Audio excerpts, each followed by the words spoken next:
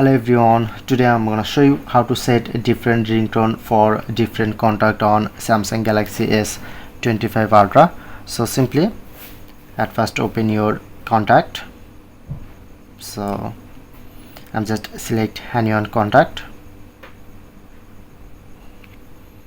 So like open, click on to three dot or more option, and they're showing you to change ringtone and vibration, and you just select ringtone, press on allow and select any ringtone.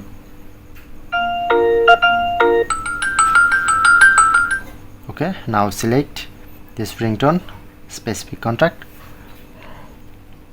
So that's it, that's how you can do it.